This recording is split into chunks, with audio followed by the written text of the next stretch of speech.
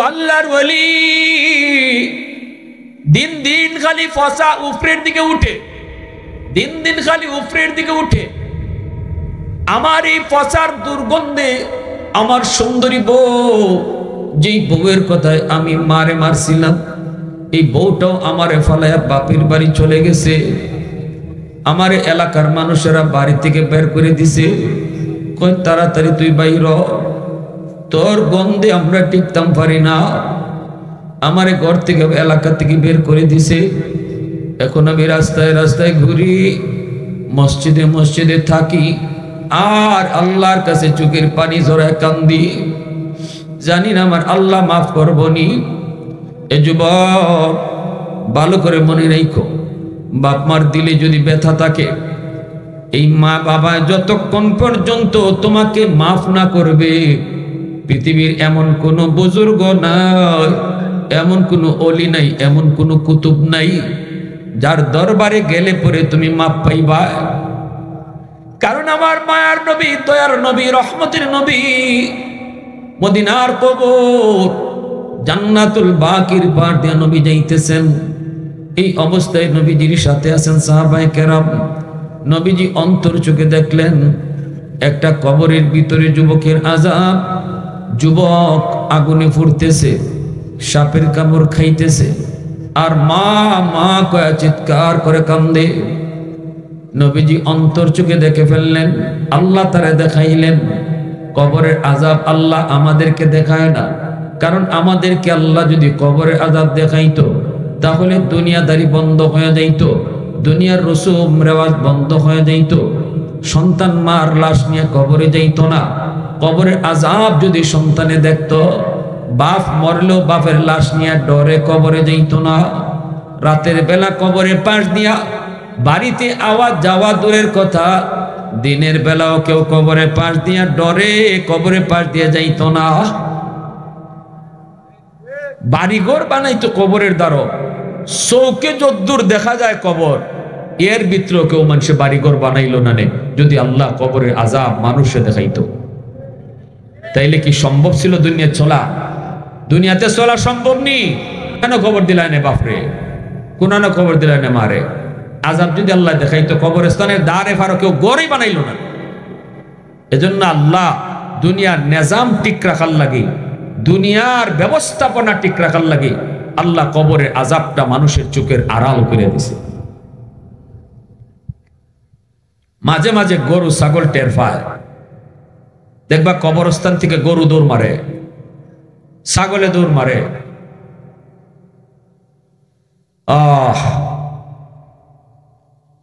আমার নবীরে আল্লাহ দেখাইছেন, মদিনার কবরে একটা যুবক আযাব ভোগ করতেছে, আল্লাহ অন্তর চোখে রাসূলকে দেখাই দিয়েছেন। নবীজি দেখছেন, সাহাবীরা দেখেন নাই, নবীর সাথে সাহাবায়ে কেরাম তারা কিন্তু দেখেন নাই, দেখছেন আল্লাহর রাসূল। দেখাইছেন কে? জোরে কও, আল্লাহ দেখাইছেন। এইবার রহমতের নবী, মায়ার নবী আল্লাহর কাছে আবদার করে, মালিক তুমি তো আমাকে রহমতের নবী বলেছ, রহমতের নবী কবরের পাশ দিয়ে চলে যাবে আর কবরের ভিতরে আযাব হবে। হয় না, হয় না মালিক, হয় না, তুমি আযাবটা বন্ধ করো। নবী হাত উঠে দোয়া করেন, সাহাবীরা আমিন আমিন কন, কিন্তু যুবকের আযাব বন্ধ হয় না। নবী আবার হাত উঠাইলেন, সাহাবায়ে কেরাম আবারও আমিন বললেন, এবারও আযাব বন্ধ হলো না। আবারও নবী হাত উঠান, আবারও আমিন বলেন, এবারও আযাব তার বন্ধ হলো না। রাসূল জানতে চাই, মালিক আমার হাতের দাম কি তোমার দরবারে কমে গেল? আল্লাহ আমি তো হাত উঠে চাইতে দেরি, কবুল করতে তুমি দেরি করো না। আমার আপনার নবীর হাতের কি পরিমাণ দাম! হযরত আবু হুরায়রা রাদিয়াল্লাহু তাআলা আনহুকে নবীজি একটা তলির মধ্যে খেজুর দিয়া কইছেন, আবু হুরায়রা সারা জীবন এই তলি থেকে খেজুর খাইও, কিন্তু কোনদিন কয়টা খেজুর বাকি আছে দেখো না। সুবহানাল্লাহ, জোরে কইতা না? আচ্ছা কইয়া কইয়া কি আপনারা সুবহানাল্লাহ কওয়ান লাগবো? আমার সুবহানাল্লাহ কইতে গোনা না সোয়া? সুবহানাল্লাহ অর্থ কিনা এটা? ও এখানে না রূপ ধরছি আমি, মানে বাঙালিরে লাভ না দেখাইলে আমরা কোনো আমরা যাইতে রাজি। খালি আজারি মাহফিলও গেছি, ফুটলা পাইছি না একটাও, নানি কিলা কিলি দুসাদুসি হয়েছে কতকাল। আর নাইলে আপনারাই কেন ফুটলা পাটলা আসেনি? ও যুবকরা খাও না বা একটু আমার আশা আছে, থাকবো আপনারা শেষ। বাঙালি লাভ ছাড়া আটে না। সুবহানাল্লাহ অর্থ ভালো করে বুঝছো, সুবহানাল্লাহ অর্থ আল্লাহ তুমি পাক। আল্লাহ কয় আমারে যে যত বেশি সুবহানাল্লাহ কইয়া পাক কইব আমি তারে তত পাক বানায় দিব। এরপরও আসতে হইছে আরো জোরে, আরো জোরে। যত আওয়াজ দিয়া সুবহানাল্লাহ কইবা, যতবার কইবা, আল্লাহ কইন আমি তারে তত তাড়াতাড়ি পাক পবিত্র বানাই দিব। আল্লাহ পাক বানাইবার অর্থ হইল গুনাহ মাফ করে দেওয়া। গুনাহ হইল নাফাক, আল্লাহ পাক বানাইবা এটার অর্থ হইল গুনাহ মাফ করে দিবা। এখন সুবহানাল্লাহ কইবেন তো জোরে ইনশাআল্লাহ? রাজি আছি সবাই ইনশাআল্লাহ? যুবকরা হাত তুলো, সজাগ কারা কারা? আল্লাহ কবুল করো, জোরে বলি আমিন, আরো জোরে আমিন। মাশাআল্লাহ, আল্লাহ তুমি কবুল করো। নবীজি আবু হুরায়রা রাদিয়াল্লাহু তাআলা আনহুকে বলেন, আবু হুরায়রা নাও এই তলিত কয়টা খেজুর আছে আমি খাইছি, বাকিটা রইছে, তুমি এখান থেকে খেজুর খাইও। হযরত আবু হুরায়রা কইন নবীজির ইন্তেকালের পরেও আমি সারা জীবন এই খেজুর এই তলিত থেকে লইয়া লইয়া খাইছিও না, খালি নিজেও খাইছি, পেট ভইরা মানুষও দিছি। অথচ আবু হুরায়রা কইন আমার ধারণা মতে রাসূল খাইয়া খেজুর 6টা থেকে 7টা খেজুর বাকি আছে, কিন্তু এই 6-7টা খেজুর রাসূলের আত লাগছিল দেখিয়া আমি এই তলিত থেকে জীবন ভর খেজুর খাইছি, একদিনও দেখছি না কয়টা আছে। এরপরে রাসূলের ইন্তেকাল হইছে, নবী যাওয়ার পরে আবু বকর সিদ্দিকের জমানা আইছে, সিদ্দিকের জমানাও আমি তলিত থেকে খেজুর খাইছিও দিছিও। এরপরে এখন আবু বকর সিদ্দিকের ইন্তেকাল হয়েছে, ওমর ফারুক খলিফাতুল মুসলিমিন হইছেন, 10 বছর অর্ধ পৃথিবী শাসন করেছেন। ওমরের 10 বছর আমি তলিত থেকে খেজুর খাইছিও, মানুষে দিছিও। উসমান গনি রাদিয়াল্লাহু তাআলা জমানায় হযরত উসমানকে যেদিন শহীদ করা হয়, উসমান গনি যেদিন শহীদ হলেন, বিদ্রোহীরা ওনার রাজ দরবার ঘেরাও করেছিল, বাসভবন ঘেরাও করেছিল, আর মদিনায় একটা হুলস্থুল কারবার শুরু হয়েছিল। ওই সময় তাড়াহুড়া কইরা কোন জায়গার যে আমার থলিটা পড়ে গেছি আমি কইতাম পারি না। সুবহানাল্লাহ, চিন্তা করছে আমার নবীর হাতের কি পরিমাণ দাম। আর একটা ঘটনা কইতাম নি, মাতনা বা কইতাম নি। তাবুক যুদ্ধ থেকে রাসূল আইতেছেন, রদ্দে শামস নামক কিতাবের ভিতরে লিখছেন নবী হযরত আলী রাদিয়াল্লাহু তাআলা উরাতের মধ্যে মাথা রাখিয়া নবী কইলেন আলী একটু আমি বিশ্রাম নেই। আলী বলেন ইয়া রাসূলুল্লাহ একটু ঘুমান। নবীজি আলীর মাথার মধ্যে উরাতের মধ্যে মাথা রাখিয়া রাসূল বিশ্রাম নিছেন। আলী রাদিয়াল্লাহু তাআলা আসরের নামাজ পড়েন নাই, ইনি ভাবছেন নবীজি একটু ফরতে উঠি যাইবা, তা আমি এরপরে নামাজটা পড়িলাম না। কিন্তু নবীর চোখ লেগে গেছে, এদিকে সূর্য ডুববে যাইতেছে। আলী রাদিয়াল্লাহু তাআলা চিন্তাত পড়ে গেছেন, হাই রে এখন কি করি, আমার কি নামাজ কাজা হয়ে যাইব নাকি নবীর ঘুম ভাঙাইব? সাথে সাথে আলীর মন কয় সাবধান, তোমার নামাজ কাজা হয়ে যায় যা, তবু দু জাহানের বাদশার ঘুম ভাঙাইব। আমার ভাইরা বন্ধুরা, যুবক আলী রাদিয়াল্লাহু তাআলা আনহু আর ডাক দিলেন না, নবীকে ডাক দিলেন না। এইদিকে সূর্য ডুবে গেল, নামাজ কাজা হয়ে গেল, নবীজির ঘুম ভাঙলো। আল্লাহর নবী আলীর চেহারা দেখে বুঝে ফেলেছেন একটা কিছু ঘটছে। অশান্ত মন, বড় পেরেশান, দিলের ভিতরে পেরেশানি, মনের মধ্যে ছাপ পড়ে, ঠিক কিনা জোরে বলে? দিলের পেরেশানি চেহারার মধ্যে ছাপ পড়ে না? পড়ে না? আলীর চেহারার মধ্যে ছাপ পড়ে গেছে। এটাই তো হলো ঈমান। নবীজি বলেন মাল ঈমান ইয়া রাসূলুল্লাহ, ইজা সাররাতকা হাসানাতুকা ওয়া ইজা সাআতকা সাইয়্যাতুকা ফাআনতা মুমিন। নবীকে প্রশ্ন করা হয়েছিল, নবী গো ঈমান কারে কয়? নবী কয় যদি নেক কাজ করো অন্তরে যদি ভালো লাগে, গুনাহ করলে অন্তরে যদি পেরেশানি লাগে, বুঝবা তোমার ঈমান আছে। আলী রাদিয়াল্লাহু তাআলা আনহুর নামাজ কাজা হয়ে গেছে, অন্তরের মধ্যে পেরেশানি লাগছে, চেহারার মধ্যে পেরেশানি ছাপ পড়ছে। নবী জানতে চান আলী রে, এ আলী বল কি হয়েছে একটু বল। আলী কয় নবী গো আমার আসরের নামাজ কাজা হয়ে গেছে। দিনের নবী মায়ের নবী আলী ডাক দিলি না কেন, ডাক দিলি না কেন? আলী কয় নবী গো আমি আমার মনকে জিজ্ঞেস করেছি, আমার মন কয় রে আলী দু জাহানের বাদশার ঘুম ভাঙাবি না, প্রয়োজনে নামাজ কাজা হয়ে যায়, হয়ে যাক। আল্লাহু আকবার জোরে বলেন। কেমন আশিক রাসূল, কেমন আশিক রাসূল। সাথে সাথে আমার নবী হাত উঠায় দিছে, আল্লাহর দরবারে হাত উঠায় নবী কয় মালিক আমার আলীর আসরের নামাজ কাজা হয়েছে, নিজের কোনো দোষ নয়, তোমার বন্ধুর আরামের জন্য তার আসরের নামাজ কাজা হয়েছে। ও মালিক আমি এত কিছু বুঝি না, আল্লাহ তোমার বন্ধু হাত উঠায় দিছে, তোমার ডুবন্ত সূর্য আবার তুমি আকাশে উঠায় দাও। আমার আলীর নামাজ কাজা, আমি রাসূল এটা পছন্দ করি না, টাইম মতো যেন নামাজ পড়তে পারে। তুমি তোমার সূর্যকে আবারও আকাশে উঠাও, যেন আমার আলী টাইম মতো নামাজ পড়তে পারে। নবীজি হাত উপরে থাকতে থাকতেই আল্লাহ পাক নবীর হাতের দাম দিয়া সূর্য আবার আকাশে উঠাইয়া দিছে। আওয়াজ দিয়া কও না সুবহানাল্লাহ, আরো জোরে সুবহানাল্লাহ।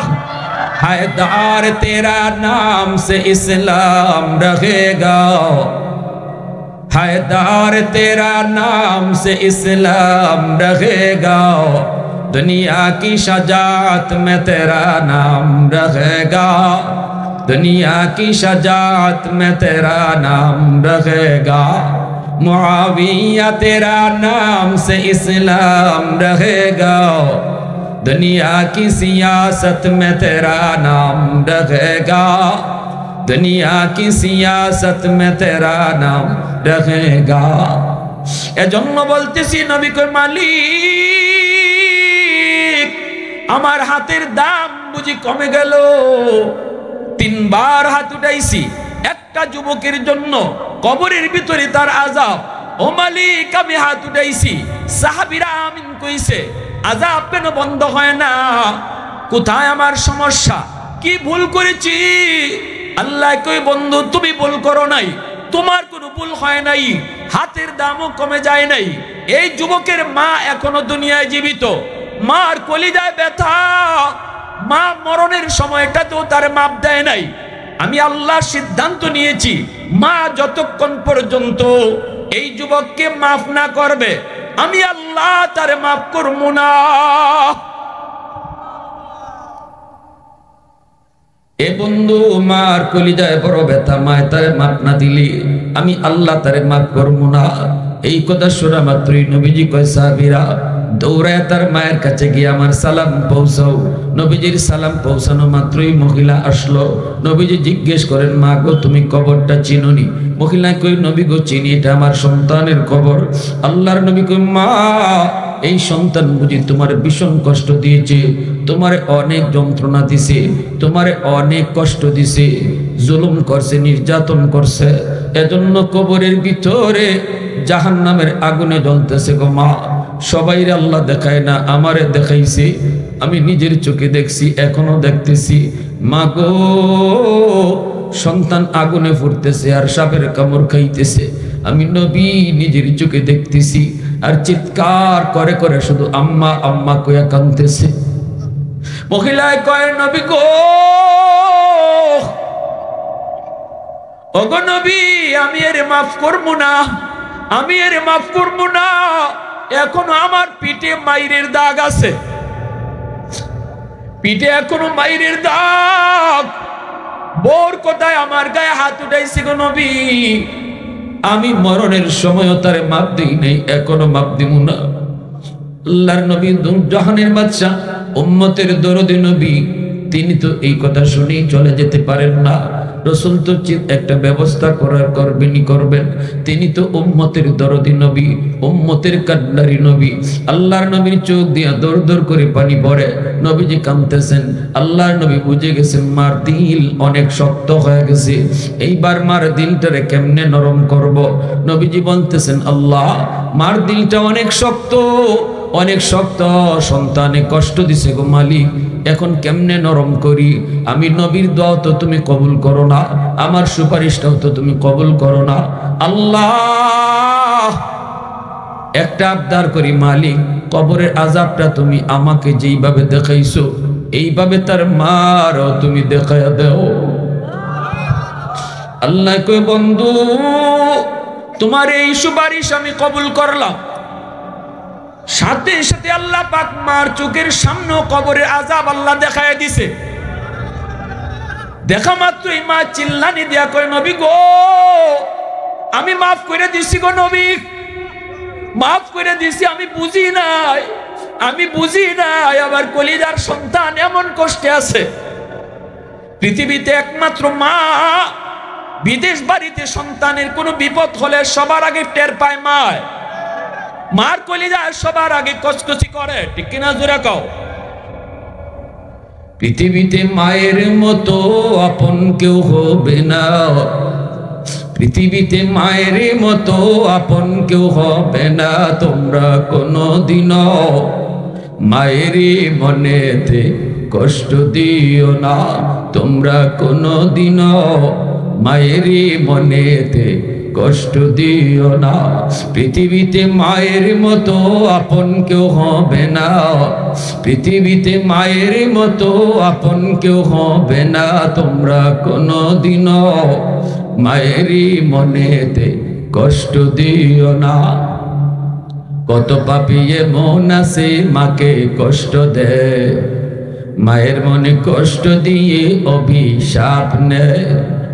মায়ের মনে কষ্ট দিলে খোদা যে সহে না, মায়ের মনে কষ্ট দিলে খোদা যে সহে না। তোমরা কোনোদিনও মায়েরই মনেতে কষ্ট দিও না, তোমরা কোনোদিনও মায়েরই মনেতে কষ্ট দিও না।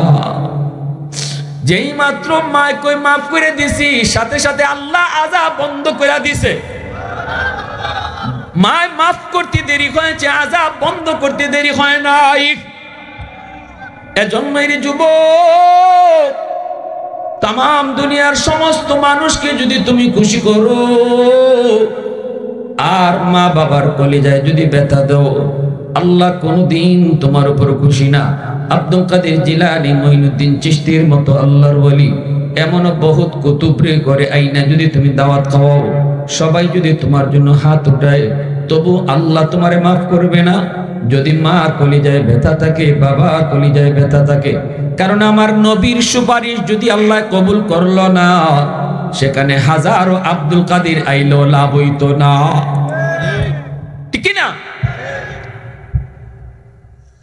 কারে বেজার কইরা কারে খুশি করতেছো দুনিয়া? শ্বশুর শাশুড়ির খুশি করো, আপত্তি নাই, শরীয়তের বিধান আছে। কিন্তু শ্বশুর শাশুড়ি খুশি থাকলে আল্লাহ খুশি হাদিস পাই না। হাদিস আমরা পেয়েছি, বাপ মা খুশি থাকলে আল্লাহ খুশি। রেদার রাব্বি ফি রাদাল ওয়ালিদাইন ওয়া সাখাতুর রাব্বি ফি সাখাতিল ওয়ালিদাইন। শাশুড়ির আম্মা কইয়া মুখ বইরা ডাকো, অসুবিধা নাই, কিন্তু মারে যদি আম্মা কইয়া মুখ বইরা তুমি ডাক দাও, মার দিলটা খুশি হয়ে যাবে। মার দিলটা যদি খুশি হয়, আল্লাহ তোমার উপর খুশি হয়ে যায়। বাবারে আব্বা কইয়া তুমি বেশি বেশি ডাকো, বাবার দিলটা খুশি হয়ে যাবে। কারণ মা বাবা সন্তানের আম্মা আব্বা ডাকটা শোনার জন্য দিলটা খাকা করে। সন্তান যত বড়ই হোক না কেন যুবক, মার কাছে বাবার কাছে সন্তান কোনোদিন বড় হয় না। সন্তান বড় হলো বাপ মার কাছে ছোটই থাকে। যত বেশি আম্মা আব্বা কইয়া তুমি ডাকবা, তত তাড়াতাড়ি আম্মা আব্বার দিল খুশি হইব। বাজারে যাইতেছো, একটু চিন্তা করে যাও, আম্মা তোমার কি লাগবো, বাবারে কইয়া দাও আব্বা তোমার কি লাগবো। বাজারে গিয়া মার জন্য আগে ফানটা কিনো, বাবার জন্য ওষুধটা তুমি আগে কিনো। কইয়া গেছো মা কি লাগবো, আব্বা তোমার কি লাগবো, বাবার দিলটা খুশি। আল্লাহ কয় বন্ধু তুমি জানায় দাও এই যুবক মারে খুশি করে নাই, মারে খুশি কইরা আমি আল্লাহরে খুশি কইরা নিছে। আল্লাহ। এজন্য বলি যুবক, মা বাবা খুশি থাকলে কে খুশি? আরেকটু জোরে বলো, কে খুশি? এ যুবক শোনো, চেহারার দিকে নজর করে তাকাইছো, রাতের বেলা তুমি ঘুমাইতে গেছো, বাবার মশুরিটা টানায় দিছো, মার মশুরিটা টানায় দিছো, মার মাথায় একটু তেল মালিশ করে দিছো, বাবার ফাড়তলাতে একটু তেল লাগাইয়া দিছো, জানো নি বাবার দিল খুশি। লাভটা কিটা? লাভটা হইল হাকিমুল উম্মত মুজাদ্দিদি মিল্লাত মাওলানা আশরাফ আলী থানভী বলেন, যেই সন্তান মা বাবারে খুশি রেখে সব সময় চলার চেষ্টা করে, এই সন্তানের দুনিয়ার 1 নাম্বার ফায়দা, আল্লাহ পাক তার হায়াতের ভিতরে বরকত বাড়ায়া দেয়। সুবহানাল্লাহ। 2 নাম্বার ফায়দা হলো আল্লাহ তার রিজিকের মধ্যে বরকত বাড়ায়া দেয়। অল্প রিজিক কামাইব কিন্তু বরকত দিব আল্লাহ বেশি, বাপ মার দোয়া যদি থাকে। 3 নাম্বার ফায়দা হলো মা বাবারে খুশি রাইকে চলো, 3 নম্বরে আল্লাহ তোমার ইজ্জতের চেয়ারে বসাইব, দিন দিন তোমার সম্মান আল্লাহ বাড়াইব।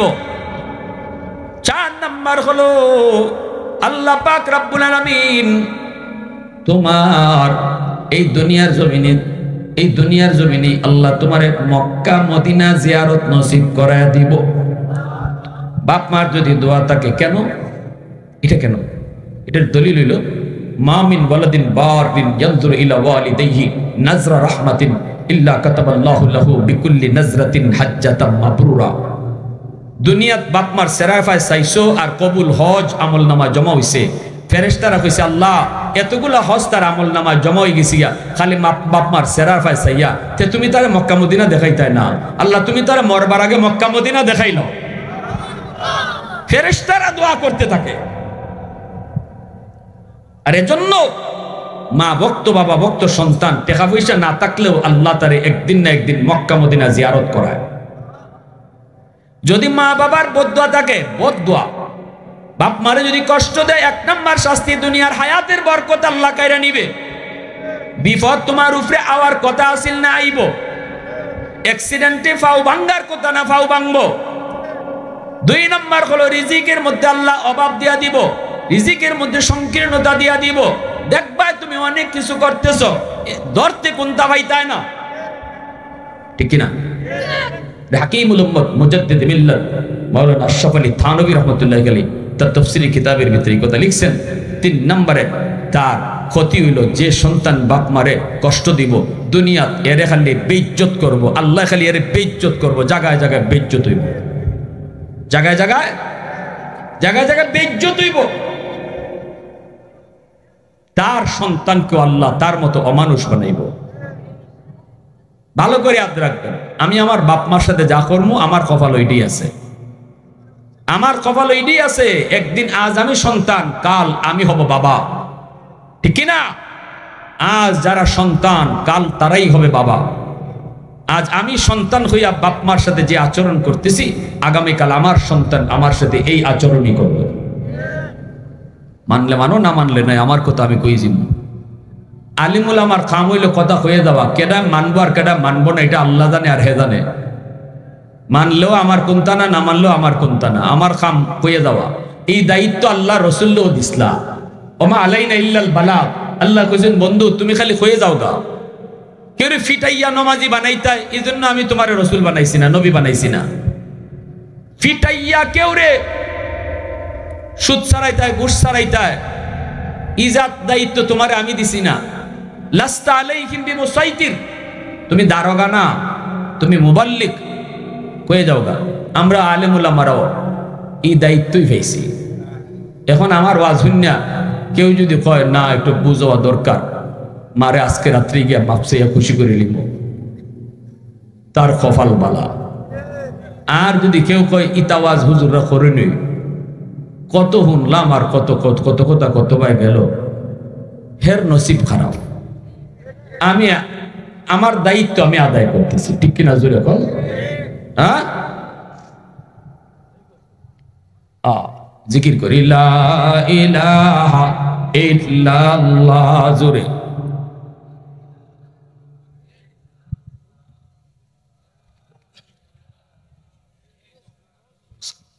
মোহাব্বতের সাথে লা ইলাহা ইল্লাল্লাহ।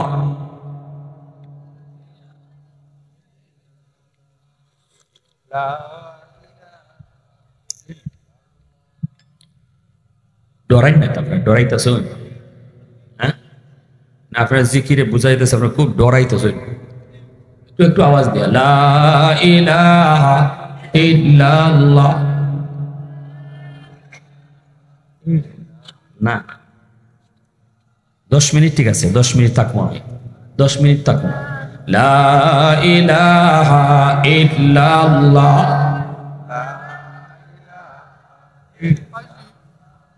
লা ইলাহা ইল্লাল্লাহ,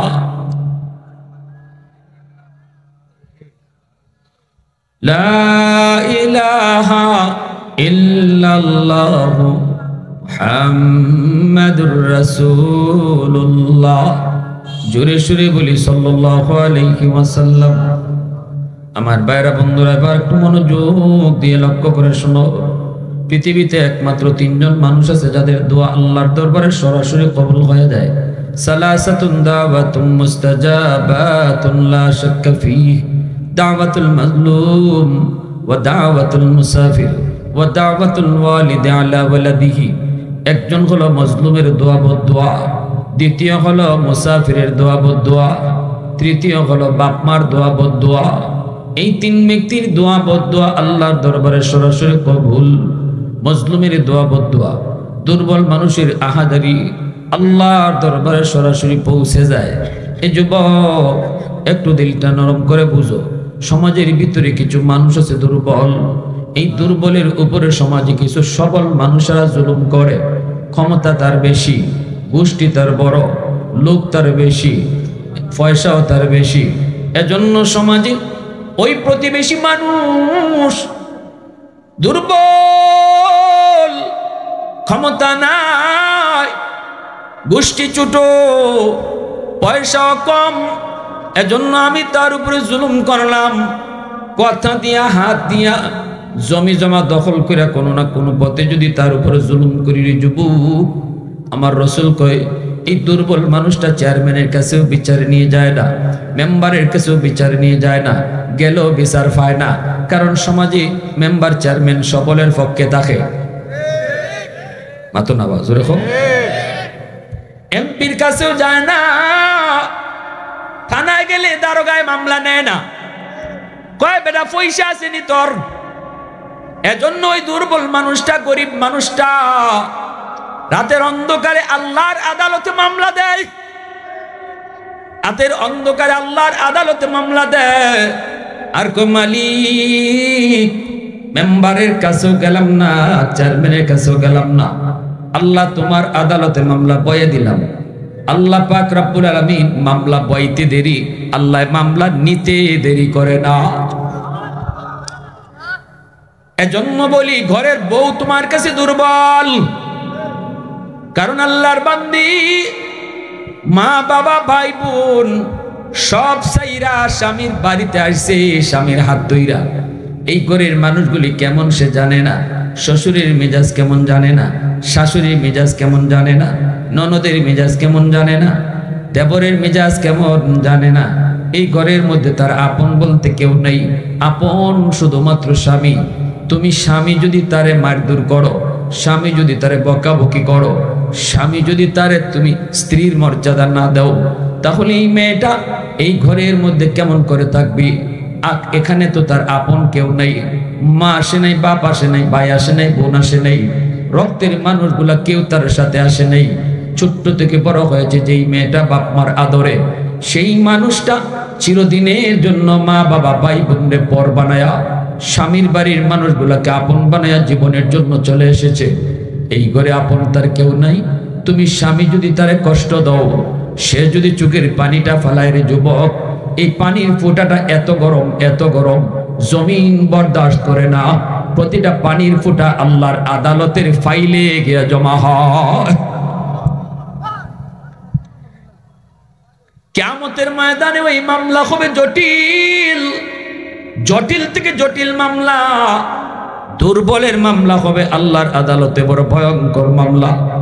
তুমি সবল মানুষটার জীবনের নামাজ, তোমার রোজা, তোমার হজ, তোমার যাকাত কুচি লইয়া তুমি আটক থাকবা, সব লইয়া আটক থাকবা, তুমি রাস্তা পাইবা না। আল্লাহ বলবে দুর্বলের মামলা তুই আগে ডিসমিস কর, এরপরে তুই তোর নামাজ লইয়া জান্নাতে যা, এরপরে তুই তোর রোজা লইয়া জান্নাতে যা। এর জন্য বলি আল্লাহর নবী বলতেছে 3 ব্যক্তির দোয়া বদদোয়া সরাসরি আল্লাহর দরবারে কবুল। একজন হলো মাজলুম, সমাজে দুর্বল মানুষের উপরে কখনো জুলুম করবেন না। ইত্তাকি দাওয়াতাল মাজলুম ফাইন্নাহু লাইসা বাইনাহা ওয়া বাইনাল্লাহি হিজাব।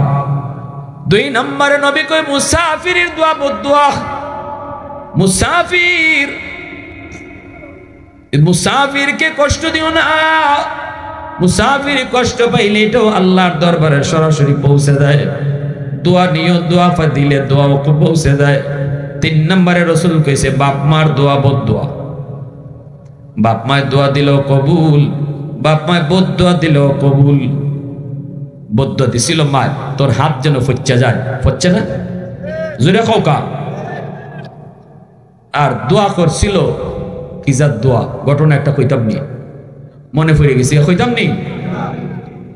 মুসা নবী একদিন আল্লাহর আল্লাহ জান্নাতে আমার বন্ধু হইব কেডা? আল্লাহ কয় তোমার বন্ধু হইব অমুক বাজারে এক কসাই। কসাই মুসা নবী কয় আল্লাহ আমি একটা নবী আর জান্নাতে বন্ধু হইব কসাই? আল্লাহ কয় হ্যাঁ। মুসা নবী কয় আল্লাহ কোন আমলের কারণে অত বড় মর্যাদা কসাই বেটায় পাইব? জান্নাতে আমি নবীর বন্ধু হইব। আল্লাহ কয় আমি কইতাম না, তুমি কে দেখ খুঁজে বাইর করো। মুসা নবী মুসাফিরের সুরত দইয়া এই কসাই বেটার কাছে আইসেন, পরিচয় না দিয়া। আমল জানতা কোন আমলের উসিলায় সে এত বড় মর্যাদা পাইছে। জান্নাত খার বন্ধু হইব, জোরে হোকা।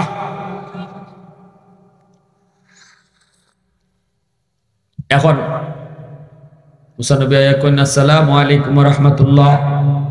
ওয়া আলাইকুম আসসালাম ওয়া রাহমাতুল্লাহ। ভাই আমি একজন মুসাফির, আজ রাত আমি আপনার বাড়ির মেহমান হইতাম চাই, আমারে নিবাইনি। কসাই লোকটা কয় ঠিক আছে ভাই, অসুবিধা নেই, আমি তো মেহমানের পাগল। আমরা মনে করি মেহমান আইলে পরে আমার কমায়া যায় খাইয়া যায়। আর আমার রাসূল কয় মান আরাদা আইয়াবসুতার রিজকা ফালইউকরিম দাইফা। নবীজি বলেন মেহমান তোমার বাড়িতে আইলে বাড়ায়া দেয়া যায়। নবী কইছেন বাড়ায়, আর আমি আপনি দেখি কমে। আমারটা ঠিক না, নবীরটা ঠিক? হ্যাঁ, মেহমানে কমায় না বাড়ায়? এটা আমার রাসূলের কথা। এই লোকটা কই ভাই চলেন আমার বাড়িতে চলেন। মুসা নবী তার বাড়িতে রওনা। বাড়িতে ঢুকলেন, নবী পরিচয় দেন না। দুইকে দেখেন লোকটায় মার রুমে আগে ঢুকলো, মারে যায় কুলে নিল। বৃদ্ধা মা বিছানায় কবুতরের বাচ্চার মতো পড়ে আছে। মুসা নবী যাইয়া আস্তে করে তারে কুলে নিলেন। কুলে নিয়া মুসা নবী দেখতেছে লোকটায় গিয়ে মারে কুলে নিল। কুলে নিয়া নিজের হাতে আসিল খাওন, এই খাওনটা মারে তুলায় তুলায় খাওয়াইতেছে। শিশুকালে মা যেভাবে তোমারে আমারে তুলায় তুলায় খাওয়াই তুরি যুবু, এইভাবেই এই কসাই লোকটায় মারে তুলায় তুলায় খাওয়াইতেছে। বাজার থেকে ঘরে ঢুকলো, বোর রুমে আগে ঢুকলো না, সন্তানের কাছেও আগে গেল না, মার রুমে যে আগে ঢুকছে, মারে আগে খাওয়ান দিতেছে। দুইটা অবুঝ বাচ্চা বাবার পায়ের কাছে এসে পড়ে গেছে। আব্বু পেটের ক্ষুধা, সারাদিন কিছু খাই নেই, আমরা ক্ষুধার তো বাবা আর পারি না, খানা দাও খানা দাও। তখনই বাপে মাথায় হাত বুলায়, আদর করে চুমা দিয়া কয় বাজান একটু অপেক্ষা করো, আমিও খাই নাই, আব্বুও সারাদিন যাবত উপবাস, মেহমান হয়েছে, মেহমান রেলো একসাথে আমরা খাইমু, এর আগে তোমার দাদু রে খানা খাওয়াইয়া নেই। মুসা নবী কই ভাই এই মারে আগে খাওয়াইতেছো, বাচ্চাগুলারে পরে দিবা? কহ বাচ্চাগুলা কি তোমার? কই আমার। কতদিন ধইরা মারে আগে খাওয়াও পরে নিজে খাও। লোকটায় কই 40 বছর যাবত মূসা নবী অবাক হইয়া তিনি বুঝে গেলেন কোন দোয়ার কারণে, কোন আমলের কারণে সে জান্নাতে তার বন্ধু হইছে। মূসা নবী এইবার বলতেছে, বাজার ভাই রে, মা কি যেন তোমার বিড়বিড় করে দোয়া করলো, কি যেন কইলো একটু শোনাও তো। কয় মা দুইটা দোয়া করে, দুইটা দোয়া। একটা দোয়া মায় করছে, একটা দোয়া আমার কবুল হয়ে গেছে, আমি দুনিয়াতে নগদ পাইয়া গেছি। আরেকটা দোয়া কেমনে কবুল হইব আমার বুঝে পড়ে না। মূসা নবী কয় কি দোয়া টোর করছে কও। মা একটা দোয়া করে, আল্লাহ আমার সন্তানের দুনিয়াতে তুমি ইজ্জতের সাথে রাইখো, কখনো বেইজ্জত করো না, রিজিকের অভাব দিও না। এই দোয়াটা আমি দুনিয়াতে নগদ পাই লিছি। আল্লাহ আমারে অনেক ইজ্জত সম্মানের সাথে রাখছে, অভাব আমার নাই, আমি বড় সুখে আছি। দুই নম্বর আরেকটা মায় দোয়া করে, এটা কেমনে কবুল হইব আমি বুঝি না। মূসা নবী কই কি দোয়া? কই মা সব সময় দোয়া করে, আল্লাহ আমার সন্তানরে তুমি জান্নাতে মূসা নবীর বন্ধু বানায় দিও। কেমনে কবুল হইব বুঝি না, বুঝি না। আমি একজন সাধারণ কসাই মানুষ, জান্নাতে মূসা নবীর বন্ধু কেমনে হইব? মূসা নবী কই ভাই আমার বুকে আর তোমার মার দ্বিতীয় দোয়াটাও আল্লাহ কবুল করে নিছে। আমি হলাম বনি ইসরাইলের নবী মূসা, আমি আল্লাহর কাছে জানতে চাইছিলাম, মালিক জান্নাতে আমার বন্ধু কেডা হইব? আল্লাহ তোমার ঠিকানায় আমারে ফাটাইয়া দিছে, আর কইছে আমি আইয়া খুঁজা দেখতাম কোন আমলের কারণে তুমি জান্নাতে আমার বন্ধু হইছো।